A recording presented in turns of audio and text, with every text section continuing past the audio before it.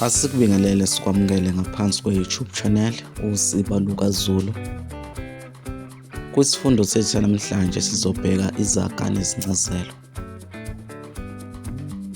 Ake sihambeke sibheke izaga ezimbalwa nezincazelo zakhona. Isaga sokuqala esizosibheka isaga esithi ibhazo libuya nenhlanhluli.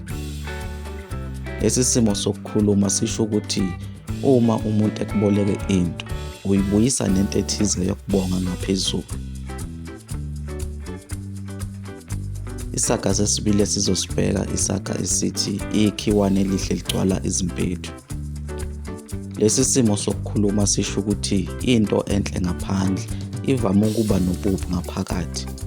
Kunabantu abayizimvu phakathi kwabantu kodwa benza ukungcola ebumnyameni.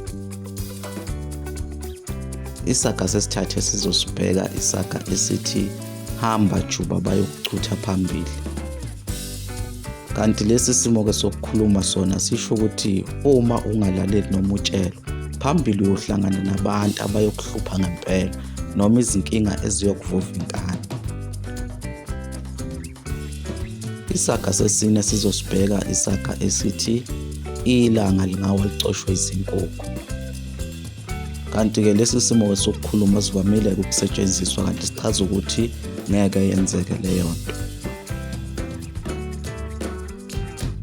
Isaga sokugcina ke sizosibheka isaga esithi imali impande yesono. Kanti lesi simo ke sokukhuluma sona sisho ukuthi ngenxa yokuthanda imali ugcina wenza izinto ezimbi nezingalungile ukuze uzuze imali. Abanye abantu ke bayahamba beyothwala ukuze bazuze ingcebo, mhlambe baze balimaze noma babulala imiphefumulo engenacala ngoba befuna imali. Okushuthi imali iyimpande yesono ngoba abantu bagcina benza izinto ezingalunganga ngendlela yokuthi bafuna imali. Umbukiso wethu namhlanje sizowushiya khona lapha. Asiphinde sikunxenxe ukuthi usubscribe ngaphansi kwe-YouTube channel, ushiye ukuphala kwakho lapha kuma-comment, uphinde ulike nevidiyo yethu namhlanje kuze kube ngokuzayo siyavalelisa.